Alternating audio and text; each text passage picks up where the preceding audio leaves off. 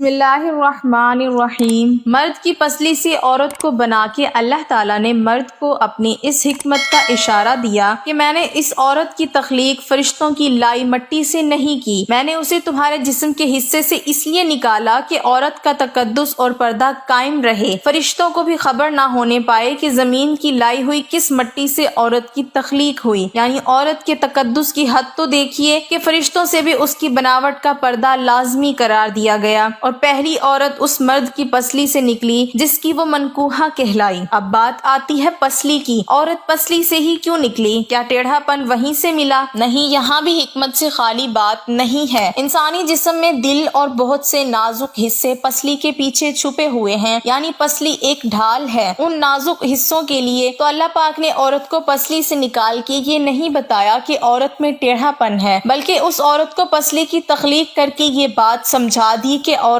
وقت بڑھنے پہ ڈھال بھی بن سکتی ہے۔ حضور پاک صلی اللہ علیہ وسلم صحابہ کی محفل میں جلوہ فرما تھے کہ ایک شخص حاضر ہوا اور عرض کرنے لگا، یا رسول اللہ صلی اللہ علیہ وسلم، کوئی ایسا مومن بھی ہے جو جہنم میں رہے گا؟ حضور پاک صلی اللہ علیہ وسلم فرمانے لگے، ہاں، ایک شخص ایسا ہوگا جو جہنم کی گہرائی میں 1000 سال رہے گا اور مسلسل اونچی آواز میں پکارتا رہے گا، یا حنان یا منان۔ ایک دن اس قدر اونچی بلند آواز سے ہی یا حنان یا منان کہے گا کہ حضرت جبرائیل علیہ السلام جہنم کے قریب سے گزرتے ہوئے اسے سن لیں گے۔ حضرت جبرائیل علیہ السلام حیران ہوں گے کہ یہ کیسی عجیب بات ہے کہ کوئی مسلسل یا حنان یا منان پکار رہا ہے۔ حضرت جبرائیل علیہ السلام عرش کے سامنے حاضر ہوں گے اور سر سجدے میں رکھ کر خدا کی تسبیح بیان کریں گے۔ اللہ فرمائے گا، اے جبرائیل علیہ السلام، سر اٹھاؤ۔ جیسے ہی حضرت جبرائیل علیہ السلام سر اٹھائیں گے تو اللہ فرمائے گا کہ بتاؤ جبرائیل علیہ السلام، کیا عجیب دیکھا آج تم نے؟ حضرت جبرائیل علیہ السلام عرض کریں گے، اے ہمارے رب، میں نے جہنم سے آتی ہوئی ایک آواز سنی ہے جو کہ گہرے گڑھے سے لگ رہی تھی، کوئی پکار رہا تھا، یا حنان یا منان۔ اللہ فرمائے گا، اے جبرائیل علیہ السلام، جہنم کی دور کا مالک کے پاس جاؤ اور اسے کہو کہ جو بندہ یا حنان یا منان کی صدا لگا رہا ہے اسے جہنم سے نکال کر تمہارے حوالے کر دے، پھر اسے میرے پاس لے آؤ۔ حضرت جبرائیل علیہ السلام جہنم کے دروازے پر تشریف لے جائیں گے، دروازے پر دستک دیں گے، مالک باہر آئیں گے۔ حضرت جبرائیل علیہ السلام انہیں اللہ پاک کا حکم سنائیں گے، حکم سن کر مالک جہنم کے اندر جائیں گے۔ حضرت محمد صلی اللہ علیہ وسلم نے فرمایا، جیسے ماں اپنے بچے کو پہچانتی ہے، مالک ایسے جہنم کو پہچانتے ہیں۔ اس کے باوجود آپ یا حنان یا منان کہنے والے شخص کو تلاش نہیں کر پائیں گے۔ باہر تشریف لائیں گے، حضرت جبرائیل علیہ السلام سے عرض کریں گے، اے جبرائیل، جہنم نے گہرا سانس لیا ہے، اس لیے کون سی چیز پتھر ہے، کون سی چیز لوہا ہے اور کون انسان ہے، اس کی پہچان نہیں ہو رہی۔ حضرت جبرائیل علیہ السلام پھر اللہ کی بارگاہ میں سجدہ کریں گے۔ اللہ پاک ارشاد فرمائے گا، اے جبرائیل علیہ السلام، سر اٹھاؤ، تم یا حنان یا منان کہنے والے کو کیوں نہیں لائے؟ جبرائیل علیہ السلام عرض کریں گے، مولا دور کا جہنم مالک نے بھی معذرت کر لی ہے، کہتے ہیں جہنم نے